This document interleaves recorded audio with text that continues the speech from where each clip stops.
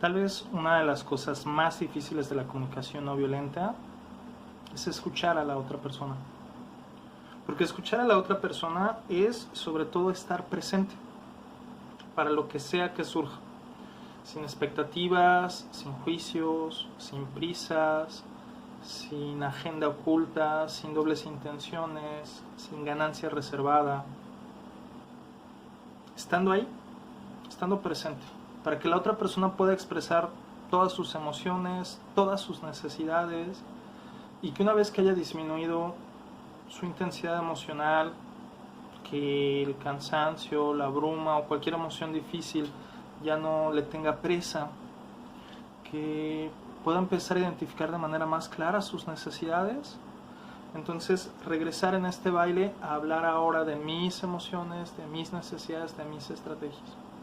Y estar intercambiando constantemente para que en este ir y venir haya verdadera empatía. Y es bien complejo porque Marshall Rosenberg lo dice bien bonito. Es bien difícil darle empatía a otra persona si primero tú no has tenido empatía. O lo que es lo mismo, es bien difícil quitarle las espinas a otras personas mientras tú estás lleno de espinas.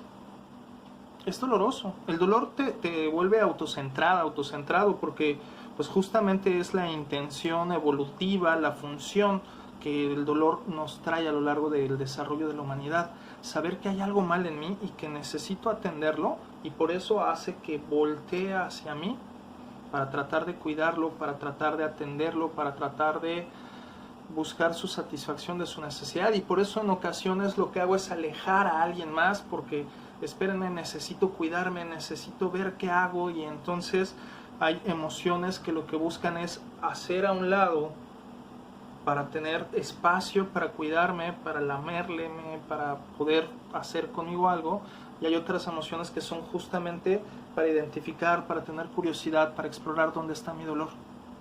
Y estoy hablando de dolor emocional, que perfectamente podemos hablar también de la analogía con el dolor físico.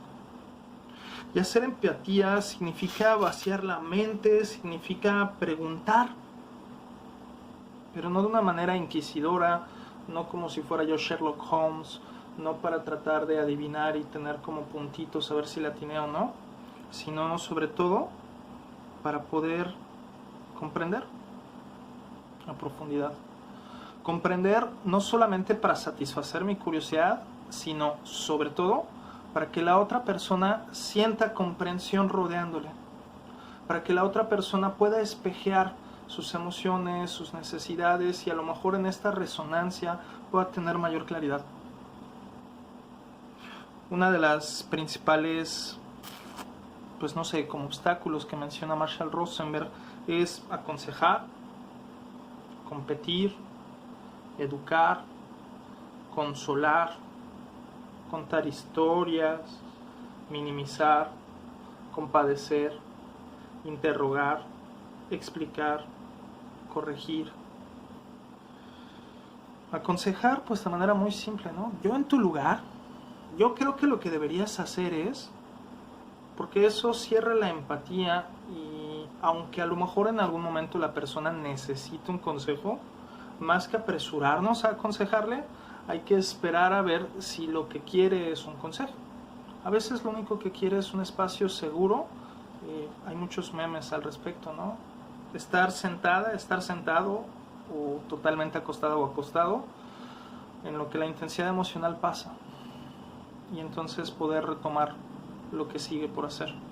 Con alguien que me acompañe, con alguien que pueda apapacharme para no sentirme en soledad, por si se me ofrece un vaso con agua, pero no alguien que me esté diciendo qué hacer. Eso es bien difícil hacer en términos cotidianos. Competir se refiere a, híjole, sí, eso mismo que te pasó a mí, a ti, me pasó a mí, pero vieras que a mí me pasó, uy, no, súper peor. Y entonces tratar de ver quién sufre más, quién sufrió más, o quién lo hizo mejor, o quién se apresuró más en salir de determinada situación. Educar, tratar de decir cuál es la moraleja, qué es lo que debes aprender, decir, ay, bueno, pero pues seguro de esto tuviste este aprendizaje. y apresurarse a saltar a conclusiones. ¿Qué es lo que deberías de haber aprendido de esto? Consolar. Sí, por raro que parezca, consolar genera desconexión en muchas ocasiones. Cosas como no es tu culpa, hiciste lo que pudiste, híjole, sí, pues por lo menos tienes esto o aquello, espero que no te sientas muy mal porque pues pudiste tener esto y aquello, y muchas veces en lugar de solo estar ahí en la presencia, sobre todo cuando el evento es muy reciente, desconecta por completo también porque no permite que la persona elabore, digiera lo que está sucediendo en su interior. Contar historias, porque entonces le estás robando el foco y ya no se trata de esa persona, se trata de otra persona, de otra historia. Minimizar. Hombre, no es para tanto. ¿Cómo crees? No, pues eso rápido se soluciona. Compadecer. Ay, pobrecito. Ay, qué mala onda. Es terrible, ¿verdad? Y hacer menos. Hacer, pues sí, menos como las distintas fortalezas o estrategias. Interrogar. ¿Y qué más? ¿Y qué pasó? Oye, pero ¿desde cuándo te sientes así? Oye, ¿no será que más bien tal y tal y tal? Y entonces como un interrogatorio para tratar de llevar la conversación a complementar mi expediente o a complementar mis ideaciones. Eso también puede desconectar muchísimo. Explicar. Eso sobre todo cuando te están diciendo algo a ti en específico. Oye, es que tú, tarararara, y entonces yo me sentí, no debiste haberte sentido así. Mira, donde debiste haberte sentido tú era, tarará, o no, pues es que más bien yo lo hice porque estaba pensando en ti, porque... Y entonces en lugar de escuchar lo que la otra persona está tratando de decir, me pongo a autocentrarme, a defenderme y a pelear un poquito para explicar aquello que yo quisiera que se hablase de mí. Corregir. Pues mezclé un poquito ahorita con el ejemplo anterior, ¿no? Decir, no, es que lo que debiste haber sentido era esto. No, tú estás entendiendo mal. ¿Qué te parece que mejor haces tal o cual? Corregir también es una forma que nos desconecta muy profundo y que además esta la hacemos desde la niñez constantemente, estar corrigiendo todo el tiempo sin esperar, sin dar el tiempo para que la persona pueda encontrar su propio ritmo, su propia sabiduría, sus propias formas. Y fíjate que yo hablo de dos más. Una, gemir. Porque hay personas, y esta a lo mejor es muy personal y tal vez tú digas, ay no, esa no es, ay este Fer está medio loquillo. Hay personas que solamente se te quedan viendo y así como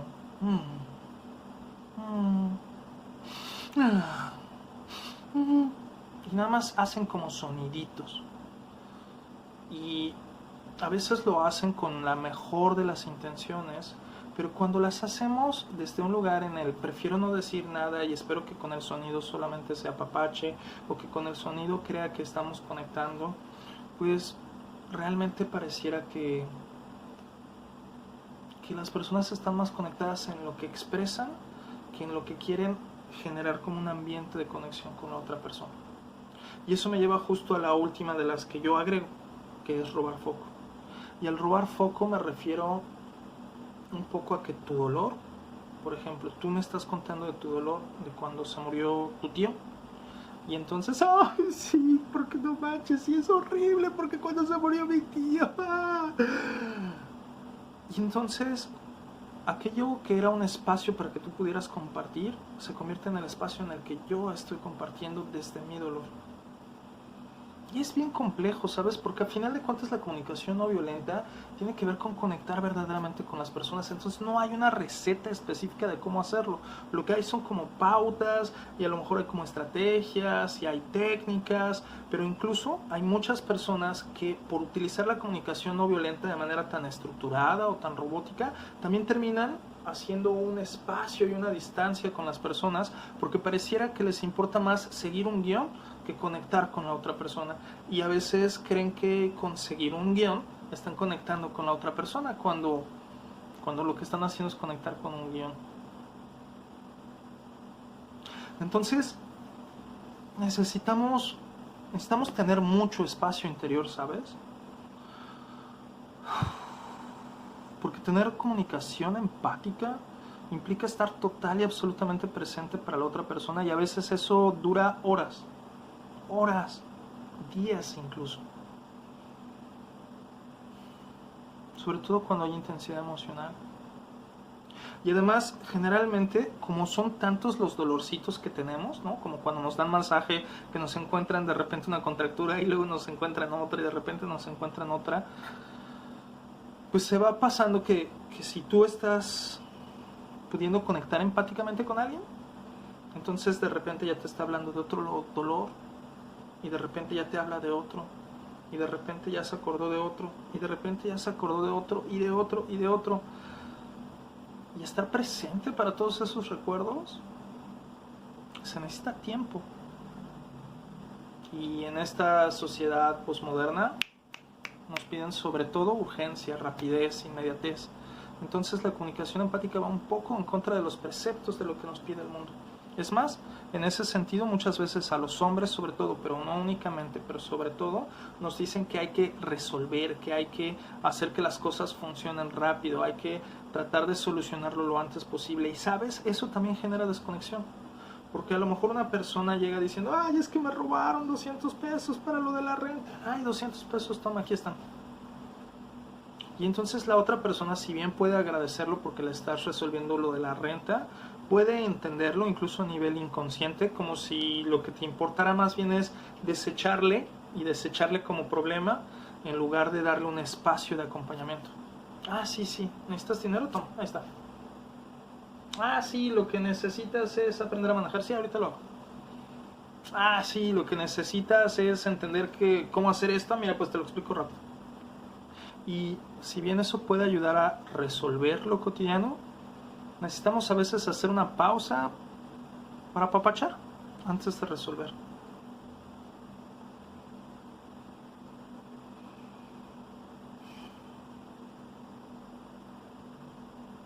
Y entonces hago esta pausa porque me estoy dando empatía a mí mismo. Y estoy pensando en cómo me siento, en qué me falta, en si me está gustando este video o no, qué me gustaría agregar. Y eso es bien complejo porque justamente necesitamos darnos primero empatía a nosotros antes de poder dárselas a otra persona. Entonces imagínate, la otra persona necesita un montón de tiempo para poder expresar lo que siente. ¿Cuánto tiempo crees que necesitas tú para expresar lo que tú sientes, para saber lo que tú sientes, para saber cuáles son tus necesidades, para saber cuáles son las distintas estrategias? Y eso es lo que hace tan compleja la comunicación no violenta, porque a veces la otra persona está diciendo algo que te está haciendo a ti resonar, vibrar y sentir algunas cosas. Y entonces necesitas hacer este ejercicio bien complejo de estarte dando empatía a ti misma, a ti mismo, al mismo tiempo que estás escuchando a la otra persona para poder brindarle empatía. Y muchas veces cuando la otra persona termina de hablar, antes de apresurarte a responder, antes de decirle cómo me conmueve tu historia, porque eso tampoco genera empatía. Eso está hablando de qué tan buena onda eres tú, que pudo conectar, qué bonito. No está hablando de la empatía tampoco. Son un montón de vicios los que tenemos en la comunicación, ¿no? Y sin embargo hemos sobrevivido como especie. Y nos hemos comunicado y hemos llegado a lugares maravillosos. Pero también hay dolorcito. ¿Cuáles son mis dolorcitos? ¿Qué puedo hacer yo con mi empatía? Porque si yo no tengo espacio, si yo siento mucho dolor, si este dolor autocentrado yo no lo he resuelto, va a ser difícil que pueda brindarte a ti la atención que tú necesitas. Marshall Rosenberg menciona en su libro, ¿no?, que muchas veces lo que podemos hacer cuando tenemos dolor, cuando no nos hemos brindado empatía a nosotros mismos, a nosotras mismas, es antes que nada, pues, aceptarlo y decirlo, ¿no? Tal vez decirle a la otra persona cómo nos está impactando la situación o cómo en este momento no tenemos espacio para poder atenderle, y tal vez en algunos momentos la otra persona podrá hacer una pausa y podrá entenderlo, o tal vez incluso podrá darme empatía para que después le pueda dar empatía. A veces así será, a veces no se puede. Otra de las cosas que se puede hacer es reconocer lo que sí podemos y lo que no podemos darle a la otra persona.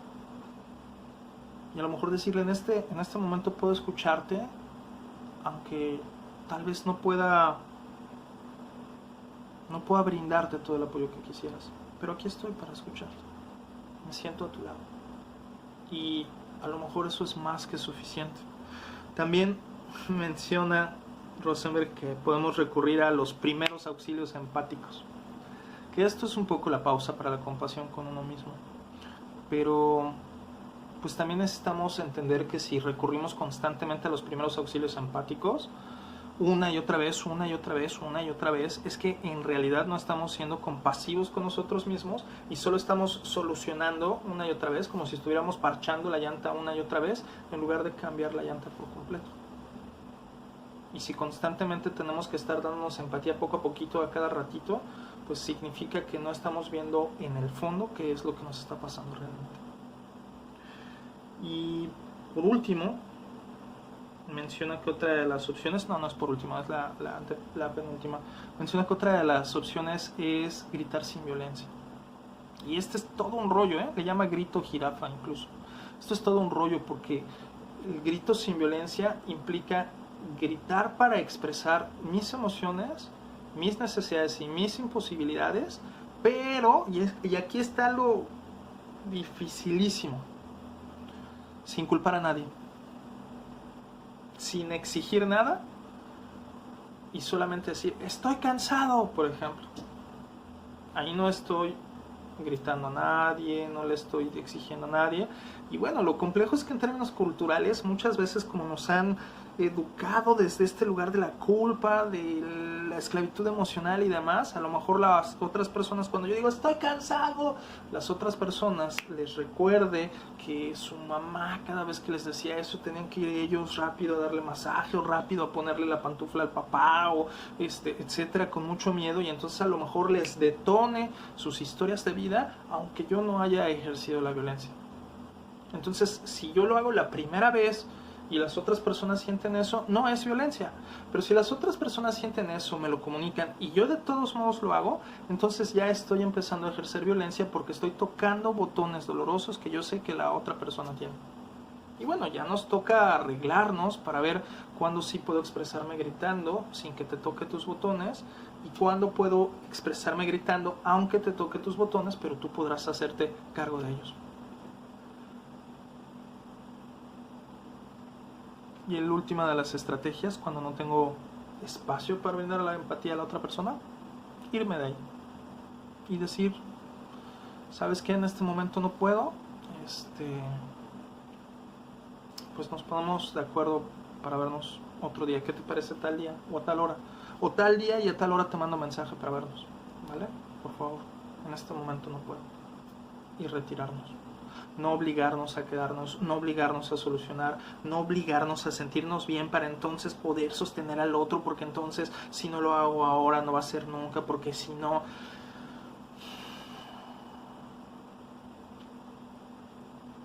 Necesitamos brindarnos empatía para poder brindar empatía.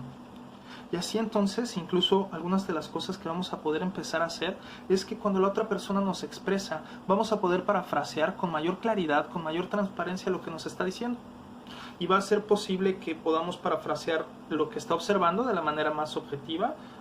O sea, me estás diciendo que en aquella ocasión en la que yo dije esto, tú lo interpretaste de esta y de esta manera. ¿Es así? Y entonces parafraseo la acción específica, lo que la otra persona está observando, más allá de si yo le digo, ay, eso no es cierto, o si es cierto, no, lo que yo simple y sencillamente le regreso lo que la otra persona me está diciendo en palabras, a lo mejor que nos ayuden a llegar al entendimiento. También puedo parafrasear las emociones y las necesidades. Ok, entiendo que te sientes muy molesto en este momento porque te gustaría recibir mayor reconocimiento de mi parte, con palabras más precisas y de maneras más concretas, y a veces crees que lo hago solamente para conseguir algo a cambio, y te gustaría que buscara distintos momentos para hacerlo, no antes o después de que me diste algo. ¿Sí es así? ¿Te fijas? Lo que estoy haciendo en este momento es hablar de los sentimientos, de las necesidades y además de lo tercero que podemos parafrasear, de las peticiones específicamente.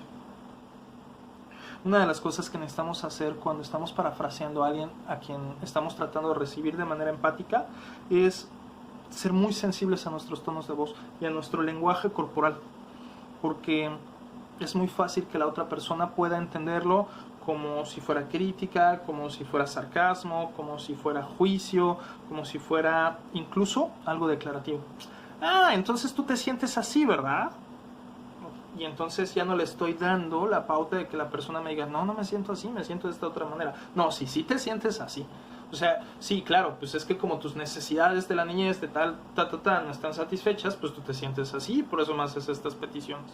Entonces, si te fijas, sigo el acordeón de la comunicación no violenta, pero lo hago con la intención no de conectar, no con la intención de generar bienestar, sino con la intención de distanciarme e incluso desresponsabilizarme, criticarme y juzgar.